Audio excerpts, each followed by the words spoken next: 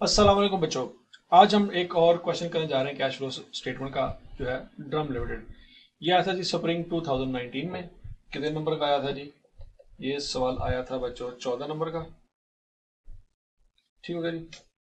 और यहाँ पे स्पेसिफिकली एग्जामिनर ने हमें कहा हुआ है कि इनडायरेक्ट मेथड से क्वेश्चन सॉल्व करना है। ठीक हो गया। अब इनडायरेक्ट मेथड से करना है। अब इसमें बच्चों जो इंटरेस्टिंग पॉइंट है वो ये है कि आपको जो क्वेश्चन में दिया गया है वो बैलेंस शीट और इनकम स्टेटमेंट नहीं दी गई, आपको स्टेटमेंट ऑफ कैश फ्लो ही बना के दी गई है। मतलब incorrect statement of cash flow सवाल में दी गई है और आपने correct statement of cash flow बनानी है। ये एक यूनिक तरह का क्वेश्चन आया था इससे पहले, और इसके बाद कभी इस तरह का सवाल नहीं आया। तो ऐसा हो सकता है कि इस तरह का सवाल दोबारा भी आ जाए। तो बच्चों हम इस तरह के क्वेश्चन को भी देखेंगे। अब बच्चों देखते हैं कि junior accountant of drum limited has prepare the following statement of cash flow for the year ended 31 दिसंबर 2018।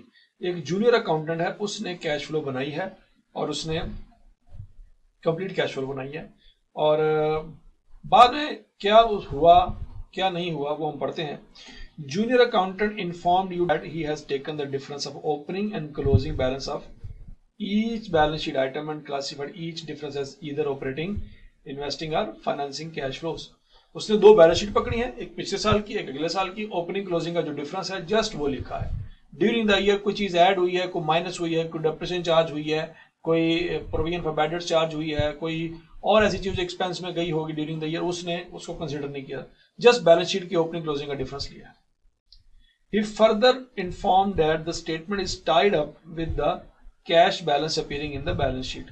यहां से बच्चों ये बात भी समझ आइए, वो कहता है कि बैलेंस शीट में आने वाला जो कैश है वो बिल्कुल 450 और 100 है। ये बिल्कुल ठीक है, ये करेक्ट बैलेंस है। क्यों?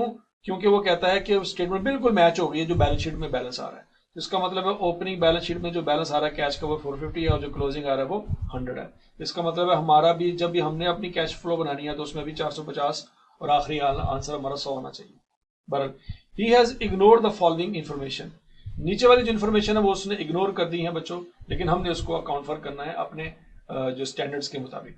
Number 1, depreciation of building and equipment amounting to 480 and 810 respectively उसने इग्नोर कर दी है। अब हमारा जो सवाल है बच्चों उसमें रुपीज इन थाउजेंड है, ये याद रखना है आपने। उसने रुपीज इन थाउजेंड में कैश फ्लो बनाई है, तो बच्चों हम भी रुपीज इन थाउजेंड में कैश फ्लो बनाएंगे, तो 3 जीरो उड़ा देंगे। ये पहला पॉइंट है बच्चों। During the year equipment costing 560 and having a book value of 310 was sold for 440। ये बच्चों डिस्पोजल अकाउंट में जाएगा। ऊपर वाला जो जाएगा वो एसेट्स की कैलकुलेशन में जाएगा, दूसरे वाला डिस्पोजल की कैलकुलेशन में जाएगा, तीसरे वाला पॉइंट जो है वो प्रोविजन फॉर डाउटफुल डेट है, प्रोविजन में जाएगा। चौथे वाला जो पॉइंट है dividend amounting 700 was paid during the year. बच्चों डिविडेंड पेबल की वर्किंग में जाएगा। आप याद रखना है आपने कि रिटेन अर्निंग की वर्किंग में जो डिविडेंड आते हैं वो डिक्लेयर आते हैं, पेड नहीं आते। डिविडेंड पेबल की वर्किंग में डिविडेंड पेड आते हैं, डिक्लेयर नहीं आते। मतलब डिक्लेयर वहां से निकलेंगे वो रिटेन अर्निंग में चले जाएंगे। तो ये डिविडेंड पेबल की वर्किंग में जाएगा। Point number 5, interest and tax expenses for their amounted to 378 and 650। ये इंटरेस्ट एक्सपेंस की वर्किंग में चला जाएगा, ये टैक्स एक्सपेंस की वर्किंग में चला जाएगा। Trade and other payable other 31 November 2018 included 950 for purchase of land and building. इसका मतलब जो ट्रेड पेबल को हमने ठीक करना है, रेक्टिफाई ट्रेड पेबल। ठीक है, हमने इसको ठीक करना है। ये अब बच्चों हमारा ओवरऑल क्वेश्चन है, इसको हमने अब देखते हैं किस तरह से सॉल्व करना है। सबसे पहला पॉइंट तो ये है कि हमने रिटेन अर्निंग की वर्किंग बना के प्रॉफिट बिफोर टैक्स निकालना है, क्योंकि वहां से हमारा क्वेश्चन शुरू होना है। तो बच्चों हम यहाँ पे सबसे पहले क्या करेंगे, ड्रम लिमिटेड का नाम लिखेंगे।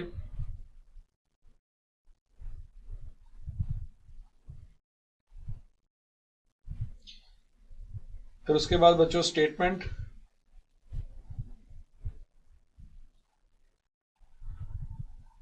Of cash flows for the year ended 31 दिसंबर 2018।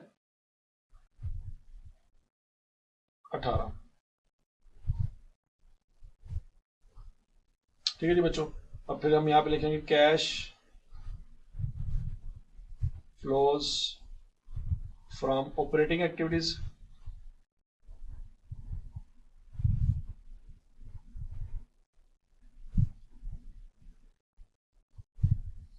और यहाँ बच्चों लिखेंगे रुपीज इन 1000, और यहाँ पे लिखेंगे बच्चों प्रॉफिट बिफोर टैक्स, जिसके लिए हमें वर्किंग करनी पड़ेगी। बच्चों ये वर्किंग हम करेंगे, यहाँ पे वर्किंग नंबर 1 जो हम बनाएंगे, यहाँ पे हमने बनानी है रिटेन अर्निंग की।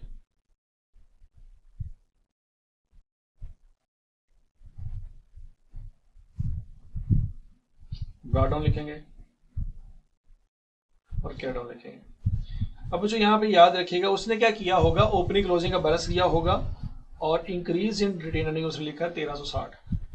हमने इसको कैसे लेना है, हमें नहीं पता ओपनिंग क्या है क्लोजिंग क्या है। बच्चों हम ओपनिंग यहाँ पे अज्यूम कर लें कि 1000 है, तो फिर क्लोजिंग हो जाएगा 2360, 2360, क्योंकि चेंज आना चाहिए 1360 का। तो बच्चों इसमें जो इंक्रीज आएगा वो 1360 आ रहा है। ठीक हो गया। इसका एक और तरीका भी है, आसान तरीका। अब 1000 की बजाय 1 लाख लिखें, 1 करोड़ लिखें, 1 अरब लिख लें, जो मर्जी लिख लें, बच्चों हमने 1360 का चेंज लेना है। तो इसका सिंपल आसान हल ये है कि हम ओपनिंग को 0 ज्यूम कर लेते हैं, क्लोजिंग सीधा सीधा 1360 आ जाएगा। ठीक है जी। 1000 लिखेंगे तो 2360 लिखना पड़ेगा, 2000 लिखेंगे तो 3360 लिखना पड़ेगा, 5000 लिखेंगे तो 6360 लिखना पड़ेगा। तो बच्चों आसान काम करते हैं, ओपनिंग अज्यूम करते हैं 0 है और क्लोजिंग हमारा उतना ही बैलेंस आएगा जितना उसने इंक्रीज की बात की 1360, क्लोजिंग 1360 ले लेंगे। यहां पे बच्चों आएंगे डिविडेंड, जो डिक्लेयर किए होते हैं वो यहां पे आते हैं, और बच्चों यहां से जो निकलता है उसको कहते हैं प्रॉफिट आफ्टर टैक्स। अब यहां पे बच्चों प्रॉफिट आफ्टर टैक्स लिखेंगे, उसमें टैक्स एक्सपेंस ऐड करेंगे जो कि हमें गिवन है क्वेश्चन में। कहां पे गिवन है, सवाल देखते हैं बच्चों। सवाल में देखते हैं जी point number 5, interest and tax expense, ये 650। हवाला देंगे यहाँ पे पॉइंट नंबर 5, यहाँ पे लिखेंगे जी 650। तो बच्चों हमारे पास प्रॉफिट बिफोर टैक्स आ जाएगा यहाँ पे। अब मसला क्या है, मसला यहाँ पे डिविडेंड डिक्लेयर की वैल्यू लिखेंगे तो बच्चों प्रॉफिट ऑफ टैक्स आ जाएगा। उसके लिए बच्चों क्या करेंगे, डिविडेंड डिक्लेयर के लिए डिविडेंड पेएबल का अकाउंट बनाना पड़ेगा हमें। वर्किंग नंबर 3 कर लेते हैं इसको वर्किंग नंबर 2 कर लेते हैं। ठीक है जी। अब बच्चों सवाल में देखते हैं, उसमें लिखा हुआ इंक्रीज इन डिविडेंड पेएबल 200, इजाफा हुआ है बच्चों।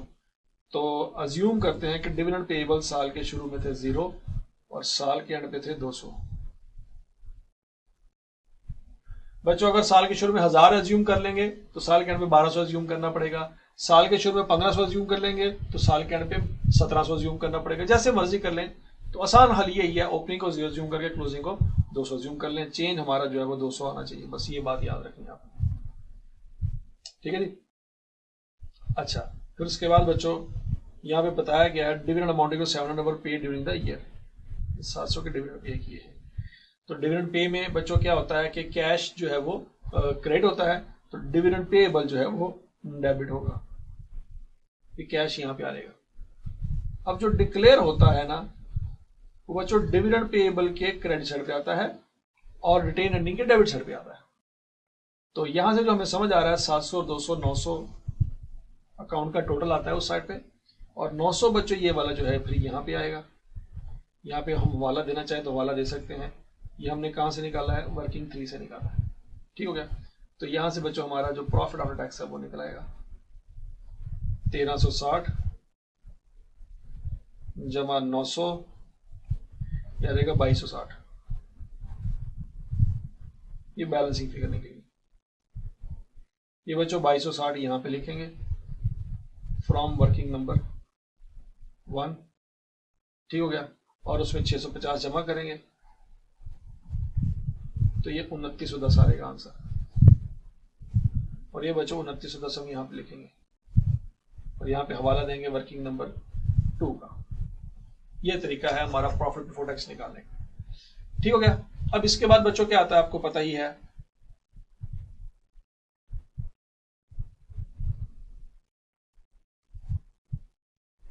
एडजस्टमेंट्स फॉर का कॉलम आएगा।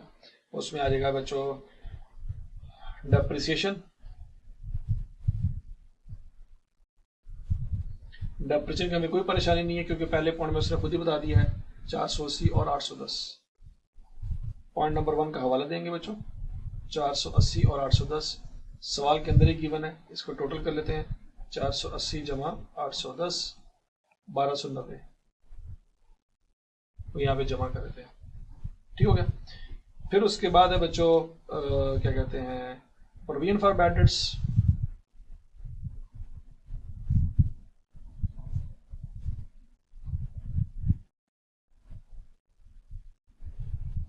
आपको पता है अगर प्रोविजन फॉर बैड डेट्स लेंगे तो डेटर में जो इंक्रीज डिक्रीज लेना पड़ेगा वो ग्रॉस लेना पड़ेगा, या अगर हम प्रोविजन को इग्नोर कर दें तो डेटर में जो इंक्रीज डिक्रीज लेंगे हम नेट लेंगे, तो हमारा दोनों सूरतों में आंसर सेम आएगा। ठीक है, ये मैं पहले भी सवाल में बता चुका हूँ। तो बच्चों provision for doubtful debt increase by 140 सीधा सीधा पॉइंट नंबर 3 में दिया है। यहाँ पे बच्चों पॉइंट नंबर 3 का हवाला देंगे और यहाँ पे सीधा सीधा 140 लिख देंगे। इंक्रीज है तो मतलब एक्सपेंस रिकॉर्ड हुआ होगा। अच्छा जी, उसके बाद है बच्चों कोई एसेट हमने बेचा था उसके ऊपर कोई गेन लॉस आया हो, जैसे कि 310 का एसेट था 440 का बेचा है, तो पॉइंट नंबर 2 में बताया गया है। तो यहाँ पे लिखेंगे गेन ऑन डिस्पोजल।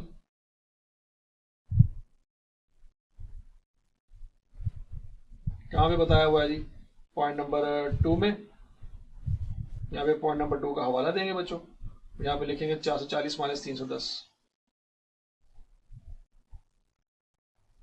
और ये आ जाएगा 130 का गेन है, तो बच्चों माइनस करेंगे क्योंकि पहले ऐड हुआ होगा। तो करके भी देख लेते हैं बच्चों, 440 माइनस 310 ये 130 का गेन आ जाएगा। डेप्रिसिएशन आ गया बच्चों, प्रोविजन फॉर बैड डेट्स आ गया और गेन ऑन डिस्पोजल आ गया। इसके अलावा क्या क्या आ सकता है, इंटरेस्ट एक्सपेंस। इंटरेस्ट एक्सपेंस यहाँ इसलिए लेंगे बच्चों क्योंकि नीचे इंटरेस्ट पेड के तौर पे इसको आना चाहिए, तो यहाँ पे एड बैक करेंगे, जो एक्सपेंस है वो प्रॉफिट लॉस में क्या होगा वो हम रिवर्स कर रहे हैं। तो बच्चों इंटरेस्ट एक्सपेंस है 378, यहाँ पे हम एड बैक करेंगे क्योंकि पहले माइनस हुआ होगा। ये हमें गिवन है किस पॉइंट में, पॉइंट नंबर 5 में। यहाँ पे पॉइंट नंबर 5 का हवाला दे देंगे। ठीक है जी बच्चों, यहाँ पे जितनी इंफॉर्मेशन थी एडजस्टमेंट्स की वो हमने सारी कर ली हैं। अब हम यहाँ पे लिखेंगे ऑपरेटिंग प्रॉफिट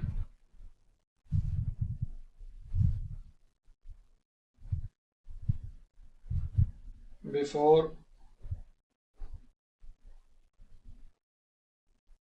वर्किंग कैपिटल, वो हम कैलकुलेट कर लेते हैं बच्चों। 2910 प्लस 1290 प्लस 140 माइनस 130 प्लस 370 378 4588। ठीक है बच्चों, ये 4588 जो है हमारा आंसर आ जाएगा। उसके बाद बच्चों आपको पता है यहाँ पे क्या करते होते हैं, चेंजेस इन वर्किंग कैपिटल लेते होते हैं।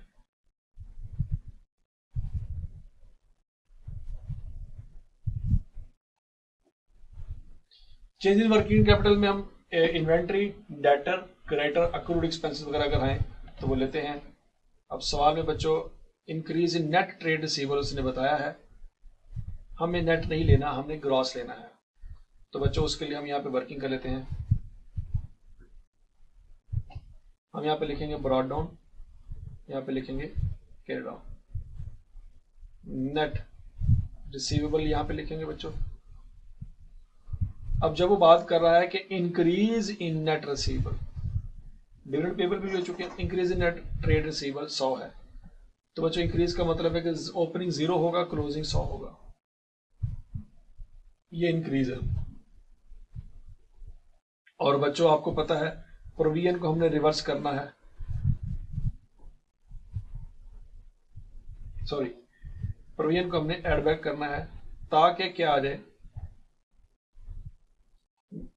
ग्रॉस रिसीवेबल आ जाए।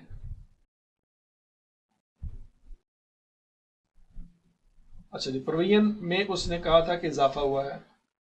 पॉइंट नंबर 3 देखें, इंक्रीज हुई है प्रोविजन, तो बच्चों शुरू में प्रोविजन फिर 0 थी तो क्लोजिंग प्रोविजन होगी 140। तो बच्चों ब्रॉडन जो ग्रॉस अमाउंट है वो 0 है और जो क्लोजिंग बैलेंस है बच्चों वो 240 है।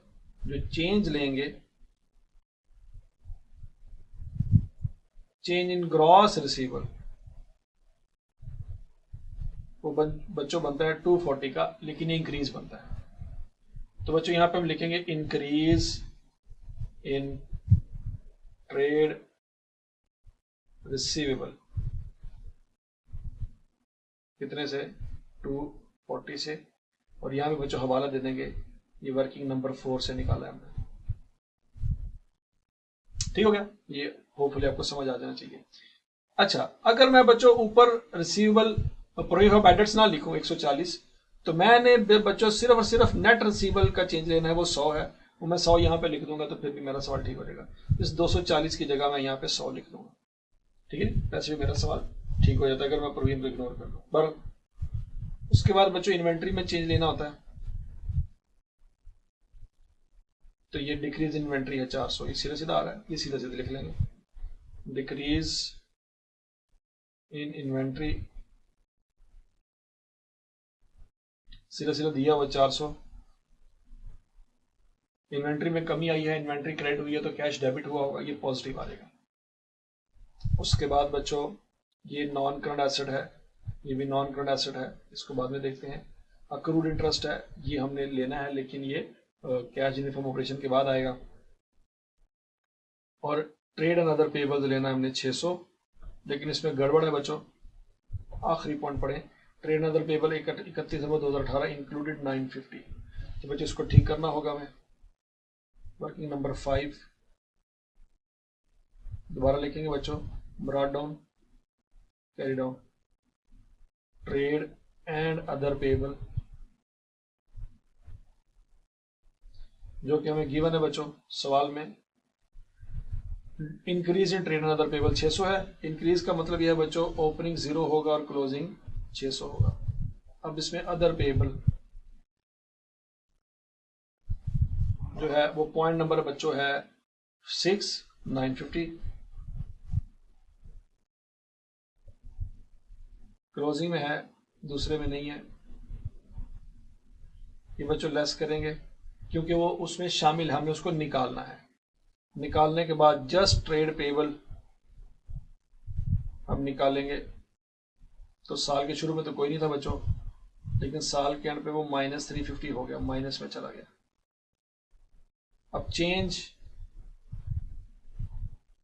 इन ट्रेड पेबल की बात करें तो बच्चों वो 0 से -350 पे गया है, मतलब कम हुआ है। हम यहां पे लिखेंगे डिक्रीज इन ट्रेड पेबल। अब डिक्रीज इन ट्रेड पेबल का मतलब यह है कि ट्रेड पेबल डेबिट हुआ है, तो डेफिनेटली फिर कैश क्या हुआ होगा, क्रेडिट हुआ होगा।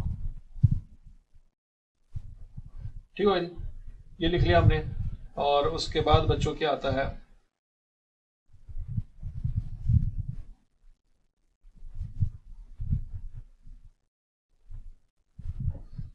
ट्रेड पेबल भी हो गया, वो लॉन्ग टर्म लोन है, शेयर कैपिटल है, trade inventory tax payables, interest payable, ठीक है, सब कुछ आ गया।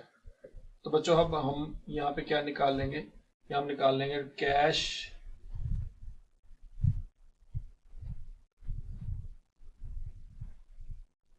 Generated from operations 4588 minus 240 plus 400 minus 350, यह आ जाएगा 4398। ठीक है जी।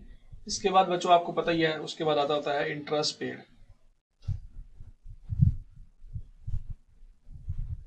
बच्चों उसकी हमें वर्किंग करनी पड़ेगी, वर्किंग नंबर 6।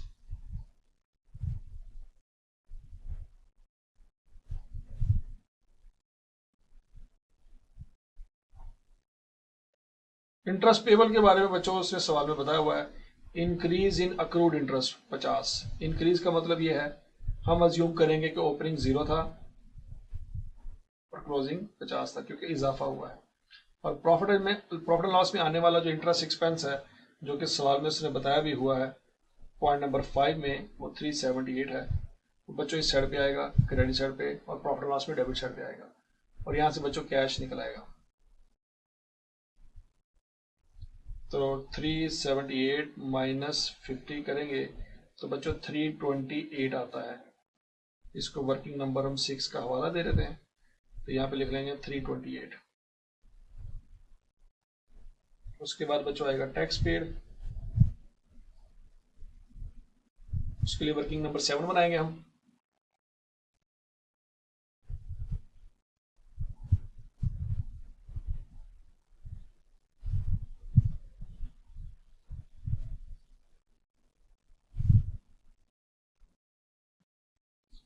वो जो टैक्स पेबल के बारे में उसने जो बताया हमें वो है कि डिक्रीज हो रहा है। डिक्रीज करने का मतलब ये है कि हम क्लोजिंग अगर 0 ज्यूम करेंगे तो ओपनिंग 60 ज्यूम करना होगा, ये डिक्रीज है। डिक्रीज का तरीका ये है। अच्छा जी, प्रॉफिट एंड लॉस में जाने वाली फिगर उसने क्वेश्चन में हमें बताई है। पॉइंट नंबर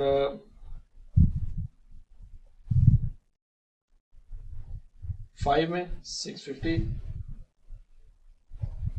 तो बच्चों यहां से कैश निकाल लेंगे, 650 प्लस 60 माइनस 0, तो 710 आ जाएगा।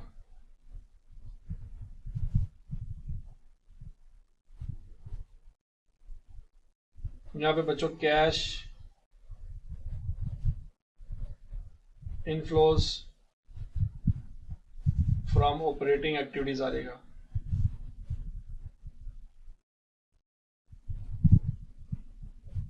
कैसे? 4398 माइनस 328 माइनस 710 3360। ये हमारा बच्चों 3360 आंसर आ जाएगा। और उसके बाद हम शुरू करेंगे इंशाल्लाह cash flows from investing activities.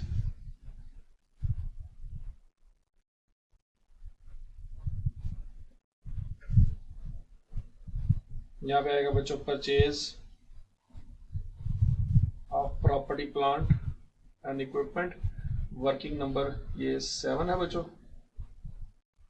यहाँ पे वर्किंग नंबर 8 बन जाएगी।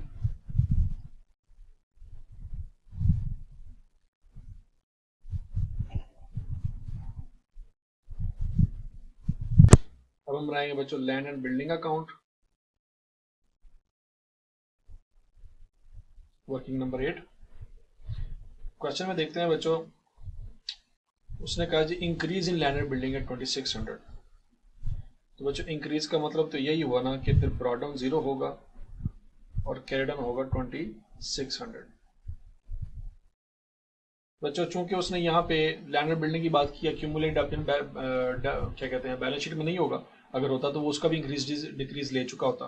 तो सीधी सी बात है कि फिर ये जो इंक्रीज डिक्रीज वो लैंड एंड बिल्डिंग में ले रहा है वो WDV पे बन रहे होंगे, क्योंकि बैलेंस शीट में अगर एक्यूमुलेटेड डेप्रेशन होता तो वो एक लाइन आइटम यहाँ पे और ऐड कर रहा होता। तो ये जो 2600 का इजाफा हुआ है वो WDV की बेसिस पे हुआ है। तो बच्चों ये WDV बेसिस पे हम इसको बनाएंगे। इसका मतलब ये भी हुआ कि डेप्रेशन इसी के अंदर आएगी। अब सवाल के अंदर लैंड एंड बिल्डिंग की डेप्रेशन जो उसने हमें दी हुई है, डेप्रिसिएशन और बिल्डिंग 480 है और इक्विपमेंट के ऊपर 810 है। तो बच्चों 480 यहाँ पे लिखेंगे, ठीक हो गया।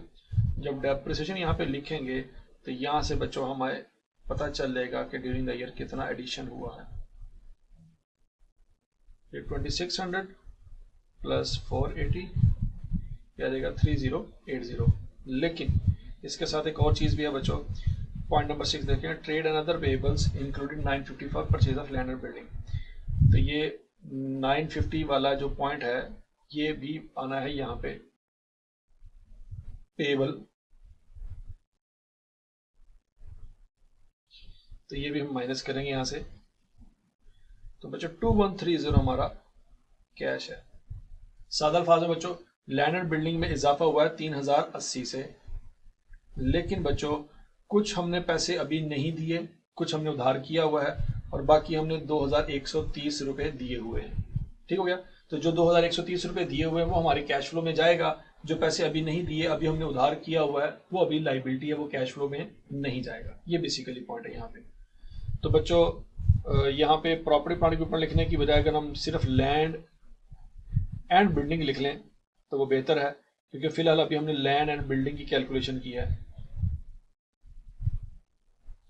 वर्किंग नंबर 8 का हवाला देंगे और यहाँ पे लिखेंगे 2130 पैसे चूंकि गए हैं तो माइनस में लिखेंगे। उसके बाद बच्चों लैंड एंड बिल्डिंग हो चुका है, अब उसकी बारी है इक्विपमेंट की बारी है। अब हम इक्विपमेंट का अकाउंट बनाएंगे।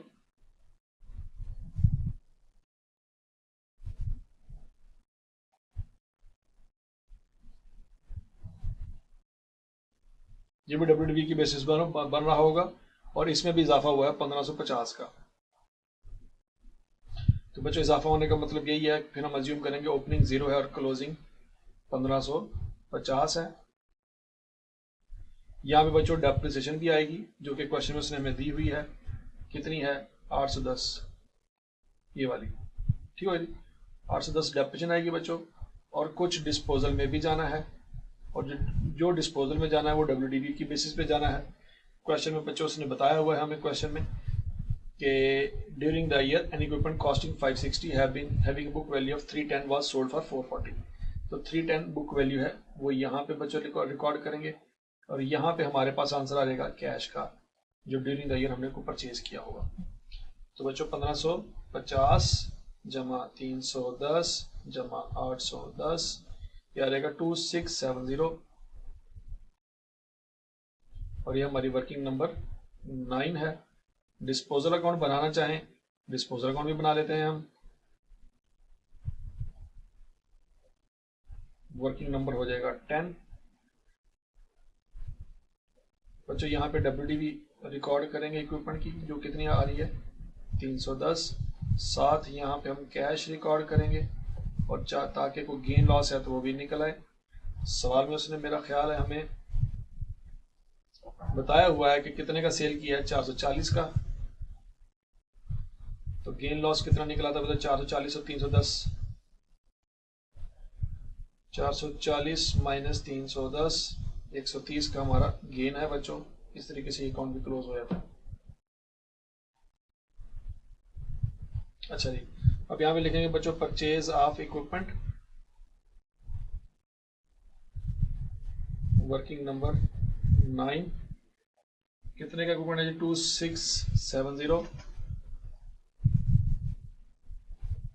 तो फिर बच्चों लिखेंगे proceeds from disposal,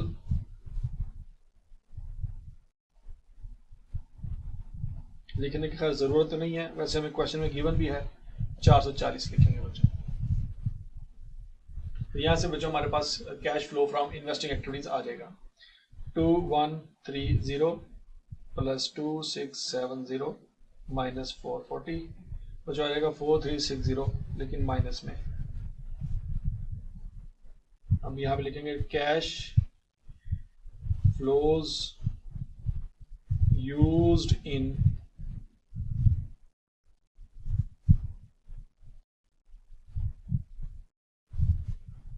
investing activities, ठीक हो गया बच्चों। उसके बाद हम बनाएंगे cash flows from financing activities,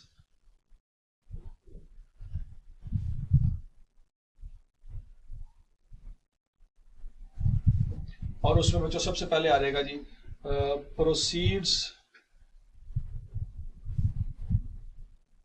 from issue of shares.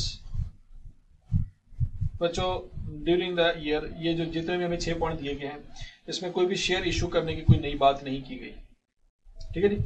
कोई बोनस शेयर की बात नहीं की गई, कोई राइट शेयर वगैरह की कोई बात नहीं की गई। इसका मतलब है ये एसेट वाला पॉइंट था, ये disposal provision dividend payable direct, और ये लैंड एंड बिल्डिंग का पॉइंट था, कोई भी पॉइंट नहीं था शेयर वाला। तो बच्चों इसका मतलब यही है कि हम जस्ट अज्यूम करेंगे कि जो शेयर कैपिटल में चेंज आया है हकीकत में सिर्फ वही चेंज आया होगा। मतलब इंक्रीज इन शेयर कैपिटल हुआ है 2350 से, तो इसका मतलब यही है कि इतना हमें कैश मिला होगा, सीधे सीधे हम लिख लेंगे 2350 ये पैसे आए होंगे during the year share issue करके। हमें अज्यूम करना पड़ेगा कि ये फिगर ठीक है। Decrease in long term loan, ये हमने लॉन्ग टर्म लोन की पेमेंट की है। लॉन्ग टर्म लोन के बारे में नीचे एडजस्टमेंट में कुछ भी नहीं गिवन, तो हम अज्यूम करेंगे कि ऊपर जो decrease in long term loan है वो बिल्कुल ठीक फिगर है। तो बच्चों हम यहाँ पे लिखेंगे रीपेमेंट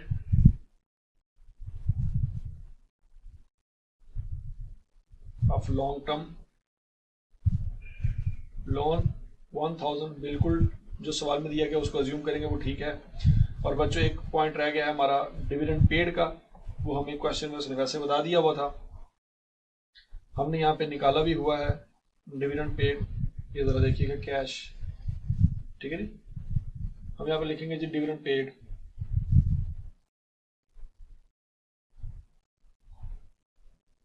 कितना है जी 700, वो माइनस करेंगे बच्चों तो हमारे पास आ जाएगा cash inflows from financing activities,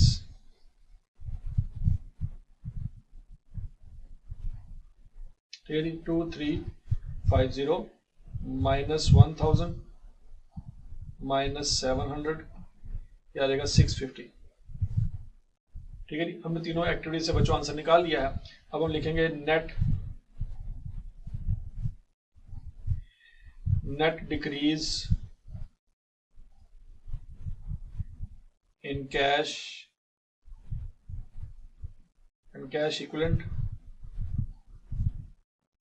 बच्चों ओपनिंग है 3360, वो लिखेंगे 3360 माइनस ये जो इन्वेस्टिंग एक्टिविटी है उसमें माइनस में है 4360 प्लस ये 650 फाइनेंसिंग एक्टिविटी का पॉजिटिव है। तो बच्चों नेट इंक्रीज डिक्रीज जो आता है वो 350 का आता है माइनस में।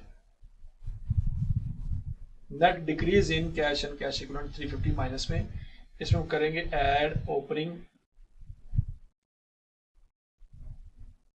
Cash and cash equivalent.